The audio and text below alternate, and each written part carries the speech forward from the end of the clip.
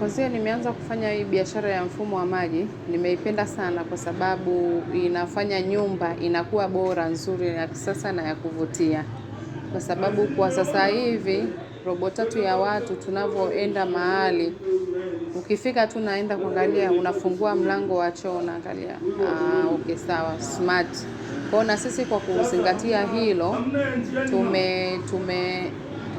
tumezingatia kwamba mifumo yote ya mabomba, jikoni, nyumba, system za kuingia, ndani za maji zote, tunazingatia kuuza hivyo vifaa na tunazingatia ubora zaidi. Kwa sababu leo mteja anafunga bomba lake, kesho anaenda kufungua maji limepasuka, limemwaga maji, anajisikia vibaya. Kwa hiyo hapa tuna focus kuanzia mfumo wa maji, yani ile mfumo wa awali kabisa wa kufanya installation ya vifaa vya mabomba. Tunauza bomba zetu za Africable, ni quality nzuri, tunafanya nao kazi. Lakini pia tunafanya kazi na MPL, yes, tunafanya kazi na Leso product. Kwa ni bomba ambazo zimezingatia sana ubora.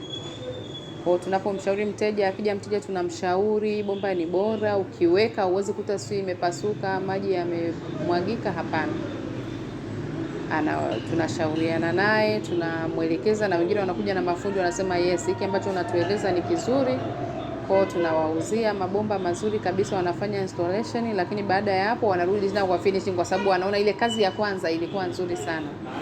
Kwenye finishing tunazo bidhaa nzuri za jikoni, masinki ya jikoni na koki zake ambazo ni za kisasa kabisa.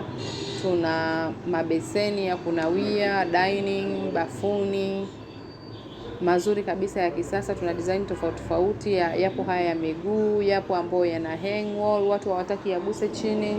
Kuna yapo ya kabati, yote tunakuwa tunamuuzia mteja, lakini pia tunamuuzia seti nzima, anapata kila kitu. Kwa hiyo hata mteja akifunga kwenye nyumba yake anasema yes, my house is beautiful. Yes, kwa tunafanya hivyo.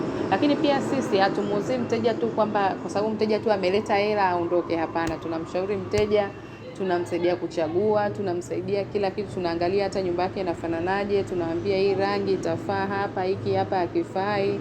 Kwa tunashauriana na wateja, tunahakikisha kwamba mteja amepata huduma yenye utu ndani yake, yenye upendo. Yes, ili na yeye kesho anatamani kurudi au kumwelekeza mtu mwingine anarudi. Na ndipo tunapopata wateja. Sababu ukiuza kazi mbovu hauwezi kupata outcome. Kwa tunauza kazi ambayo ni nzuri na wateja wetu wanafurahi na wanapenda.